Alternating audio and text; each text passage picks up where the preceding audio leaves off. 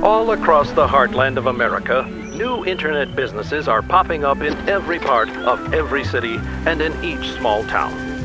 Some internet entrepreneurs are inspired to design the future, while others use the internet to change how they drive America's most traditional businesses.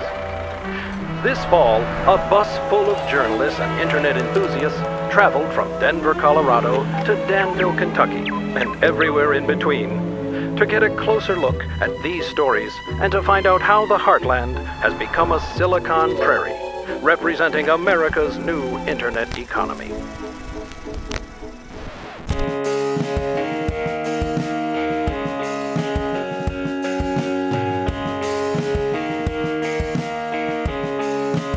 This bus tour started just out of a casual conversation.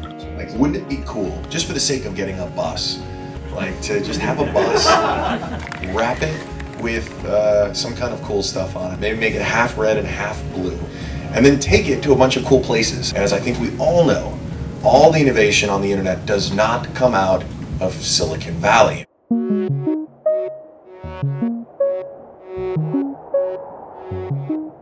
I think when people think of the Heartland, they think of kind of that rural agrarian brand.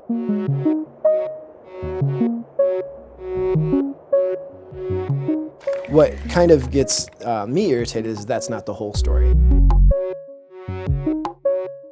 It's all of those agricultural things, and we're proud of that, but it's also the urban things, and it's what we're seeing is this culture of entrepreneurship. Like, you see companies actually taking place, you see companies building. They're choosing to stay in the Midwest. In the past, people thought maybe to live their dreams, they have to go somewhere else. And I don't begrudge anybody who chooses to go somewhere else. I just don't want you to think that you have to go somewhere else. Who knows where the next Silicon Valley will be? I think that the Midwest is probably as primed as anybody to be a place that leads and continues to lead as we go into the future. The potential for the Midwest is limitless. Iowa does three things. We grow corn, go to the state fair, and we caucus.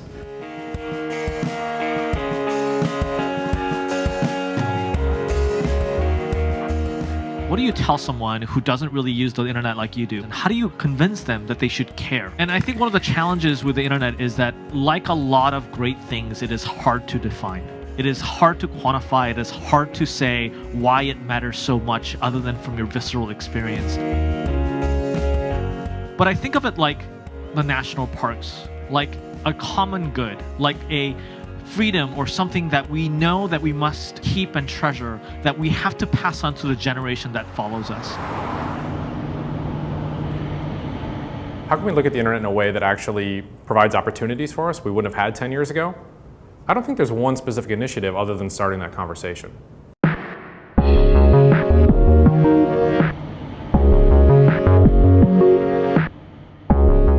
This conversation around the internet's role in innovation and opportunity is starting all across the Midwest, among politicians and entrepreneurs alike. Denver is the #1 destination for 25 to 34-year-olds who are moving to Denver on a scale that's not being matched anywhere else in the country. Get to Kansas City. We're going to be letting as many startups as possible live in this house. There's going to be no rent. We're going to pay for utilities. We're going to pay for the fiber.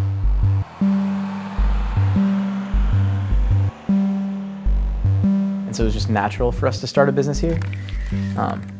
And then it turned out to be a great place for us to grow the business. We get the sports knowledge, we get great technologists and talent coming out of the college. We now have people who can sit in their own homes and do business around the world and make a good living and be successful. We are continuing to develop that resource in Kentucky. I'm excited about startups in Kansas City, and I really think we could build something great here. I feel lucky that I'm in the Midwest to be able to be part of this movement and this good energy.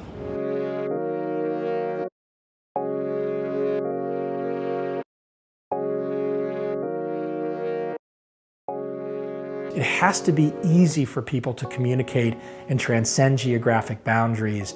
It has to be easy for people in one state to work with people in another state. I think we'll look back 20 years from now and view this as the way that many, many new companies and communities revitalized themselves post the Industrial Revolution. We would not exist if not for the internet. STLstyle.com existed before we had a retail storefront. We were an internet-based retailer. If you check out our map over there, you'll see people come here from all over the place. That's the internet.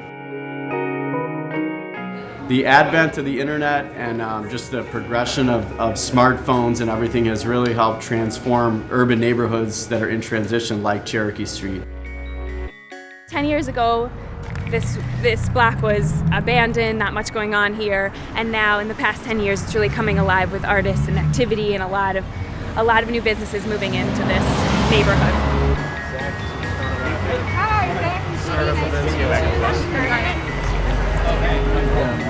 Hi, Robert. I think we have the most romantic internet story ever.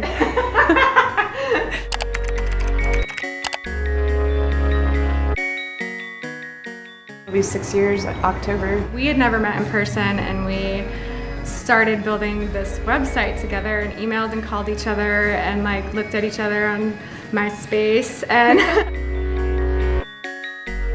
we've always been in separate cities, so we've always been shooting things back and forth. So we really were just totally based on just what we could do online. And the opportunity for this space came up, so we jumped on it.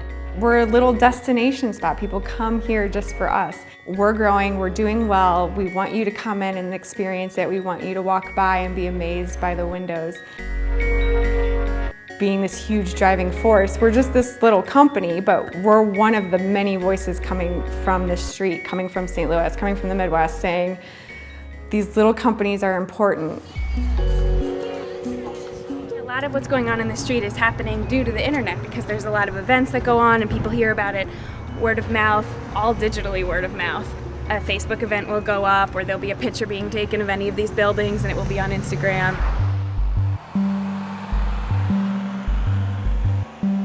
Basically, because of the internet, we get to have a company. Because of the internet, we get to talk about it. Because of the internet, we have investors. Because of the internet, we can work remotely. If it wasn't for the internet, I'd be a bum. My name is Ben Milne. We're in Douala, and Douala is a payment network that bypasses existing credit cards and debit card networks.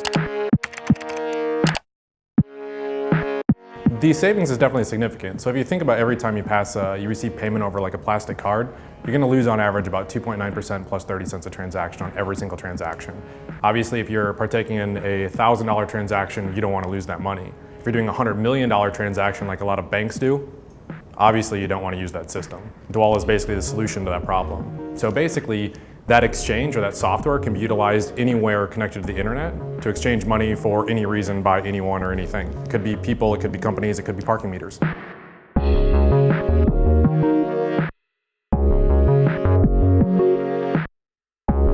Moines is definitely a place where creation is embraced, not shunned. We're all kind of investing in the greater good and doing our best to build the communities and connecting our communities that have talent to the outside ones as well. I like coming to work every day. I work with smart, happy people solving meaningful problems. Well, I feel like every day I'm excited to get out of bed and I come to do something I really care about.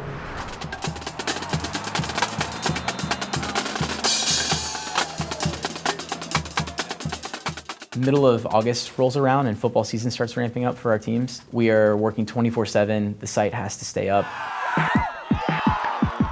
I'm John Wirtz. I manage our product team here at Huddle. We like to say we're democratizing the highlight video. In the past, an athlete could pay some serious money and get an amazing highlight video made, and he's going to have an edge over maybe an athlete at a rural school that doesn't have those resources. With Huddle, we're really leveling the playing field. Every athlete can make an amazing highlight. Friday night, the football team plays their game. They're going to videotape the whole game, a lot of times from multiple angles. So they plug their cameras into their laptop. Huddle software grabs the video off the camera, puts it online, and cuts it up so that they can break it down and share it with the team. Usually by late Friday night, the team has the whole game on their iPhone, on their iPad, in their web browser, ready to watch what they did well, what they didn't.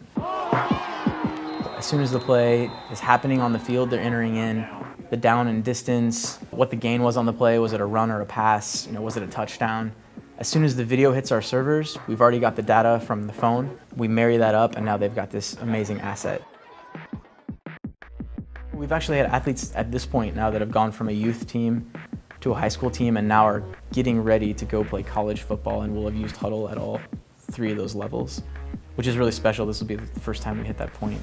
And it's all internet powered, and it's enabling the athlete probably more than anyone else to be better, perform better on the field, get recruited and get a scholarship and go to college for a lot of athletes that may not have been able to go to college.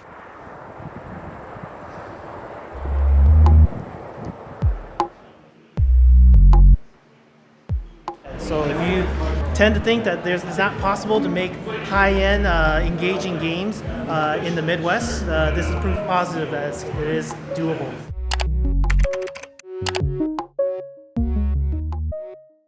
My name is Ben Vu. I'm the CEO and co-founder of Skyvu Entertainment. We're about 5 people back in 2009. Now here we are in Midtown Omaha at 29 employees, and we're set to double that amount by the end of 2013. How does a team in the Midwest, Omaha, Nebraska, 5 guys in a basement, compete against the likes of EA or THQ or Activision making mobile games? We obviously made a brand that was catchy, edgy, original, but couple that up with the internet community, the fan base that was able to talk about Battle Bears on Facebook, on Twitter, and we were very fortunate that it caught on, and here we are. And it all starts here with these drawings. All local artists that we've recruited and trained. These are artists that I would like to say are capable of working at some of the top animation studios or even game studios for that matter. But we're lucky enough to have them here in Nebraska. Here we are, 18 million downloads later, with a television deal in hand, and we're going to take the Battle Bears franchise to the next level.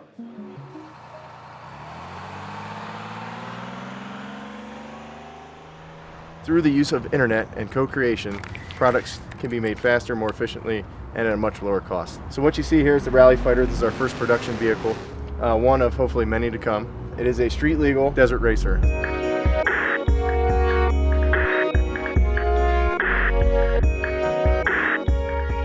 Thanks to the power of the internet, we actually own the world's largest automotive collaborative community. Right now we're pushing about 30,000 members. 250 of those people contributed in one way or another to the design, development, and launch of the Rally Fighter. Now the coolest part of the build process is the customer actually comes to our factory for 6 days and helps put together their Rally Fighter.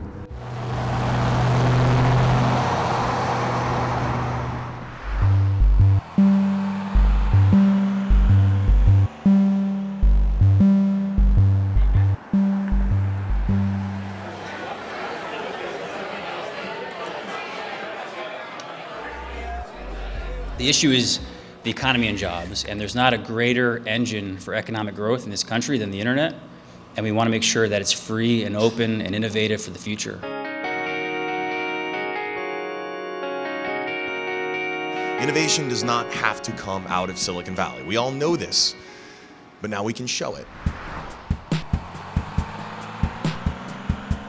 I don't live for high-tech gadgets, but 90% of our customers come from the internet. So I mean, it's a fact of life. It's here. I mean, I got to deal with it. An open internet affects everybody, even the guy who doesn't check his email but every other couple of days. And I believe it or not, I'm high tech compared to most of these guys. My brother used to take me to the farmer's market, and so I've always had this connection to food. Being raised by a single mother, my brother stepped in and cooked for us. He went on to become a chef. He took like that situation where he had to step in and become that, and like turned it into this thing to where he loved food. But he like infected me with that as well, because he would say, you know, food is about relationship. Everything in life is about relationship.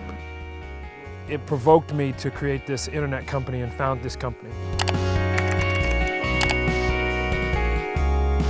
AgLocal is a web-based platform connecting high-value meat producers directly to high-margin buyers. We're getting these high-value meat producers into the store shelves, into the restaurants the same way. Amazon for food production, not just meat, but my wife was a little scared. It was so crazy. I said I'm gonna do it, and she's like, okay, I'm with you, right?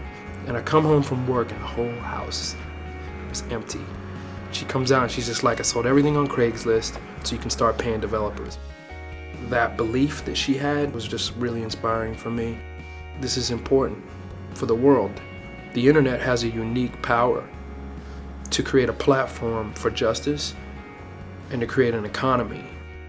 And I felt like with this, we could use the internet to really even the playing field. Consumers definitely want to know where their food comes from. And so to be able to facilitate this, it provides more sustainability in these businesses.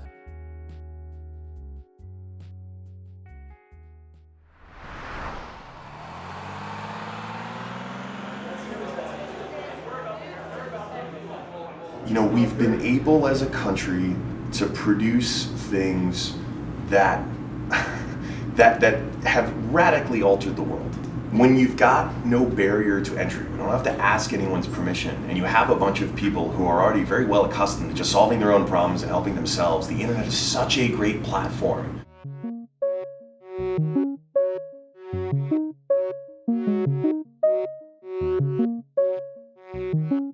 What's super important is that anybody who's interested in creating and enabling a startup community needs to recognize how fragile these things are. There needs to be a positive view towards the development of these rather than the attempt to control or impact or constrain it. You know, here in Kentucky, we want an open process and open access to the internet because we understand the value of it. We work with 11,000 high schools, and there's very few companies in the country that work with that many high schools. Dealing with firewalls is something we do every day, and it does hamper your business. It slows us down. It's actually pretty painful to hear these teachers talk about how they can't use the phenomenal resources that are on YouTube to teach. We get a little taste of what that could be like when things aren't available and open. The internet has been the engine for so much social change and economic growth, but at its core, it's actually really fragile. My name is Holmes Wilson. I'm a founder of Fight for the Future, and we organize mass campaigns for internet freedom. What happened last year is that two bills known as SOPA and PIPA were introduced in the US Congress. SOPA and PIPA would have let copyright holders shut down entire websites for linking to copyrighted content, even when those links were posted by users. SOPA and PIPA were so broad that they threatened the sites internet users and businesses rely on every day. The internet fought back. Websites went dark in protest, and millions of users took action. The bills were defeated, but it doesn't end there. The next SOPA or PIPA may be a lot more subtle, and it may not even be about copyright. It might be about privacy, patents, access, or censorship. There are so many powerful players with reasons to limit openness and innovation on the web. But now internet users are seeing just how much power they can have when they speak out and stay involved.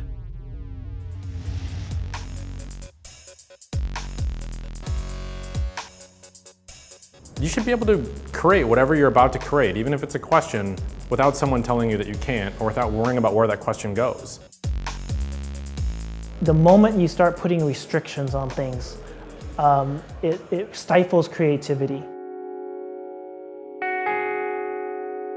So far, people have been willing to make the trade and say, wow, I can have 30 million documents, 10 of which I don't like, okay, I'll go for it. What I worry about is that tolerance getting chipped away bit by bit as people say, okay, well, let's not have this piece of information, let's not allow that piece of information. And the problem for those of us who are consuming information in an environment like that is that we don't know what we're missing. You know, we don't know what the next innovation is going to be. You know, there's some kid in his dorm room here in Kentucky or somewhere else in the country that has the next great idea that's going to be the next big internet company that's going to create jobs and economic growth. And policymakers can't anticipate what that's going to be. And so you can't make a regulation in the world we know today that's going to prevent the next innovation of tomorrow. We want to be able to tell that message and prevent the next SOPA and PIPA from happening.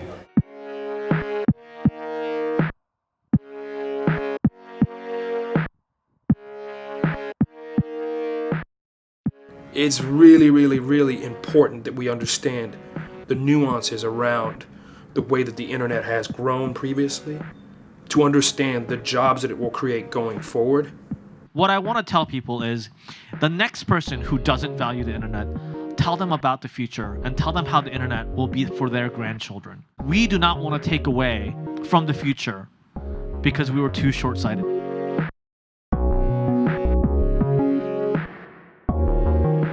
Although the internet is not this magic wand it's not gonna save the world instantly, what it is gonna do is it's gonna enable all those awesome people to actually be awesome in a way that they couldn't have before simply because of something as stupid as access. And I just want to see more good stuff in the world. I want better startups and nonprofits. I want better politicians. And now those people who otherwise may not have been able to can.